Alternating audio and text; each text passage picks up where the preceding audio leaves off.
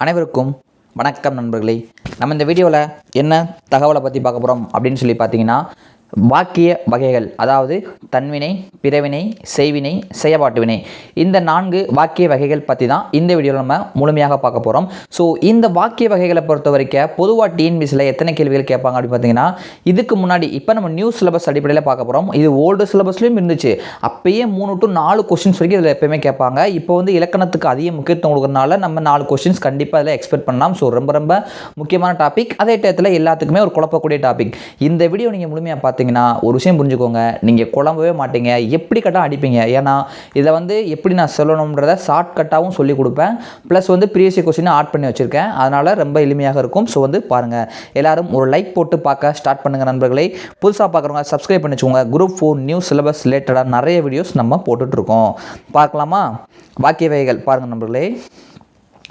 எழுவாய் ஒரு வினையை செய்தால் அது தன்வினை.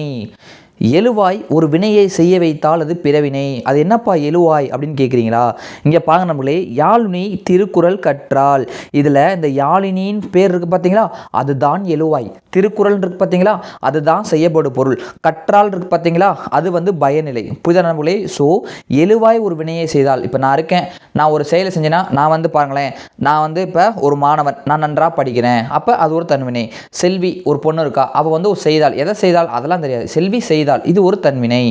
செங்குட்டுவன் தங்கம் வாங்கினான். ஸோ செங்குட்டுவன் தங்கம் வாங்கினான், அப்போ இந்த எழுவாய் யார் வாங்கினா? செங்குட்டுவன் வாங்கினா.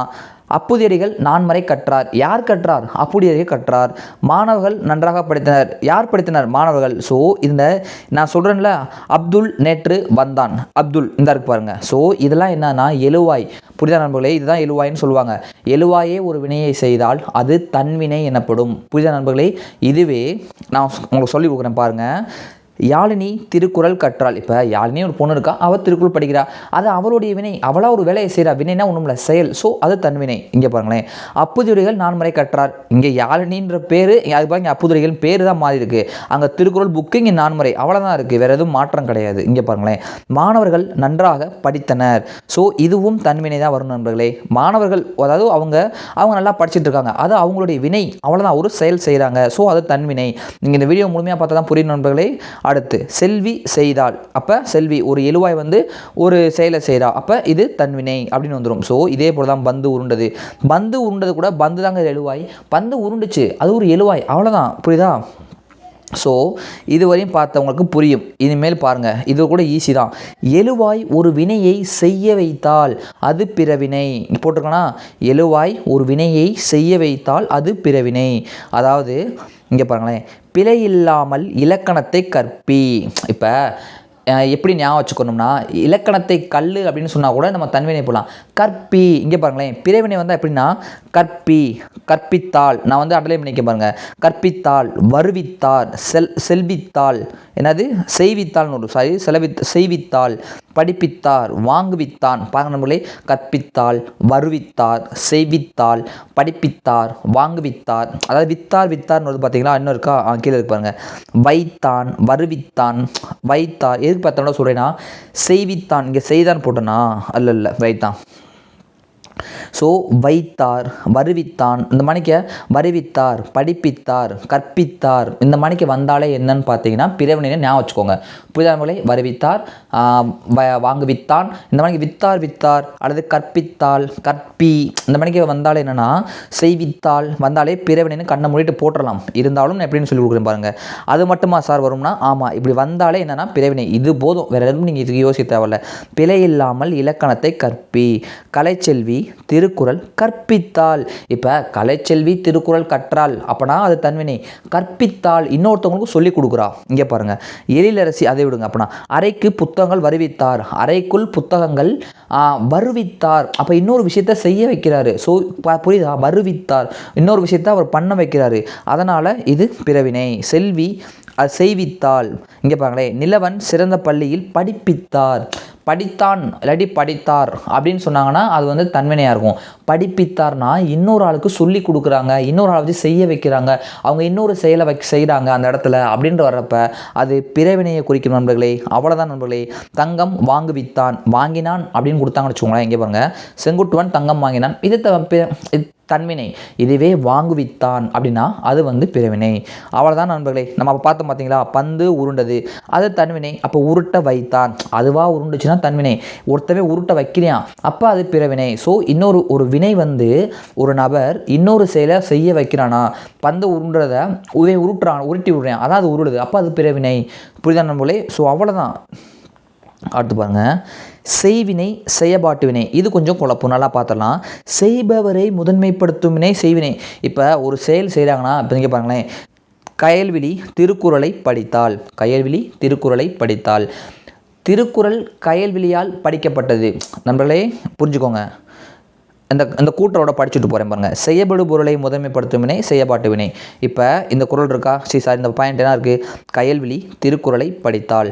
இதில் கயல்விழி என்பவள் எழுவாய், திருக்குறள் என்பது செய்யப்படு பொருள், படித்தால் என்பது பயனிலை. ஸோ இங்கே பாருங்களேன், செய்பவரை முதன்மைப்படுத்தும் வினை செய்வினை, கயல்விழி திருக்குறளை படித்தால். ஸோ இவளை தான் இதில் முதன்மைப்படுத்துகிறாங்க, அதனால் இது செய்வினை. இங்கே பாருங்களேன், செய்யப்படு பொருளை முதன்மைப்படுத்தும் வினை செயபாட்டு வினை. இங்கே பாருங்கள், குறிஞ்சிக்களி அதாவது கபிலரால். இப்போ கபிலர் குறிஞ்சிக்களியை இயற்றினார்னா அவருடைய பெயர் முன்னாடி வருதா, கபிலர் குறிஞ்சிக்களி இயற்றினார், கபிலர் முன்னாடி வருது, குறிஞ்சிக்களி பின்னாடி வருதா, அது வந்து செய்பவர் யார், கபிலர் தான் அந்த குறிஞ்சிக்களி இயற்றுறாரு, அப்போ அது தன்வினை. இங்கே பாருங்களேன், குறிஞ்சிக்களி அந்த நூல் முன்னாடி வருதா, செய்யப்படு பொருள் முன்னாடி வருதா. ஸோ அதனால் இது என்னென்னா செயபாட்டு வினை. இதை எப்படி சார் ஈஸியாக ஞாபகம் வைக்கிறதுன்னு கேட்டிங்கன்னா, இங்கே பாருங்கள், இந்த இருக்கு பாருங்கள், கபிலர் குறிஞ்சிக்களியை இயற்றினார், செய்பவரை முதன்மைப்படுத்தும் வினை என்னது, செய்வினை. அப்போ கபிலர் முன்னாடி இருக்காரா, ஸோ இது செய்வினை. இதுவே குறிஞ்சிக்களி கபிலர் இயற்றப்படுனா இந்த செய்யப்படு பொருள் முன்னாடி வந்துடும், கபிலர் பின்னாடி வந்துடுவார். ஸோ அதனால் அது செயபாட்டு வினை. புரியுதா நண்பர்களே? அவ்வளோதான். மாறன் ஓவியத்தை வரைந்தான் அப்படின்னா செய்வினை.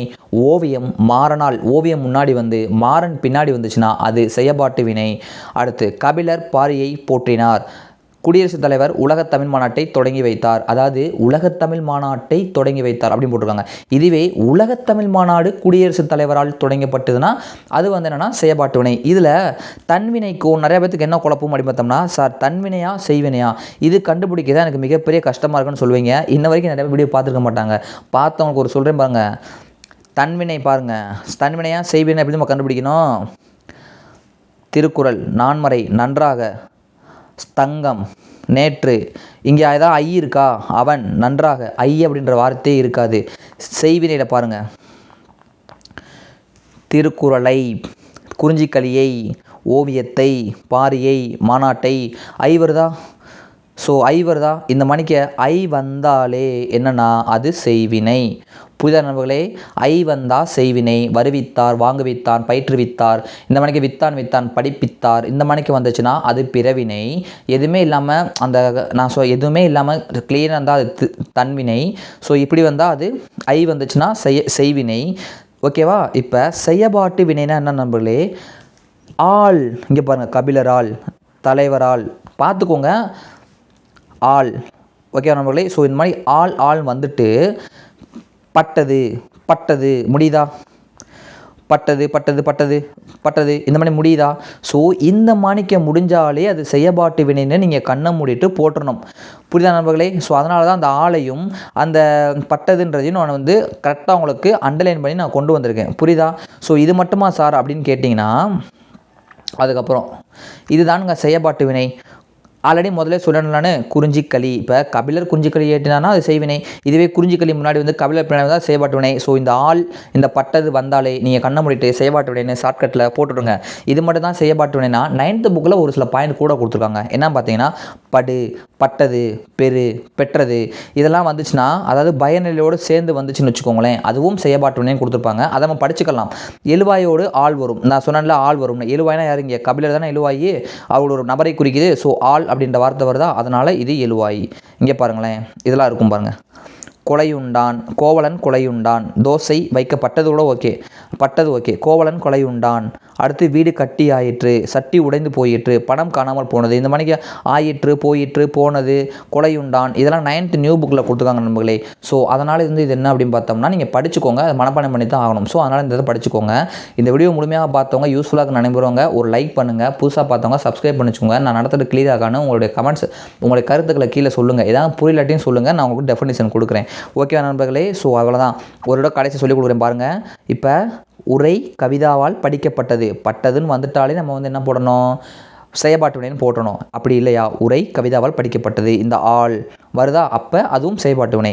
உரை கவிதாவால் படிக்கப்பட்டதுன்னா செயற்பாட்டு வினை. இங்கே உரையை ஃபஸ்ட்டு முதன்மைப்படுத்திட்டு கவிதான்றதை பின்னாடி சொல்கிறாங்க. இதுவே கவிதா உரை படித்தாள் அப்படின்னு வந்துச்சுன்னா கவிதா முன்னாடி வந்துடுறாங்க, உரை பின்னாடி வந்துடுது. அப்படின்றப்ப இது செய்வினை. இதுவே வேற என்ன இருக்குது, பிறவினை செய்வினை சொல்லிட்டேன்ல. ஸோ இவ்வளோ தான் நண்பர்களே, இவ்வளோ ஈஸி இருந்தது. ஸோ எல்லாம் பார்த்துக்குங்க. பிறவினா கற்பித்தால், கற்பித்தால் உரித்தால் வரும். தன்வினா எந்த ஐ வத்தால் எதுவுமே வராமல் கற்றால், கற்றார், படித்தனர் இப்படி வரும். ஸோ இவ்வளோ தான் இந்த வீடியோ 4. இதை நீங்கள் முழுமையாக பார்த்துருந்தீங்கன்னா கண்டிப்பாக 2 மார்க்லேருந்து 3 மார்க் உறுதியாக வாங்க முடியுமே என்னுடைய கருத்து. உங்களுடைய ஃப்ரெண்ட்ஸுக்கும் நம்மளோட சேனலை ஷேர் பண்ணி அவங்களையும் ஃபாலோ பண்ண சொல்லுங்கள், கற்றுக் கொடுக்குறாங்கன்னு சொல்லுங்கள். தேங்க்யூ.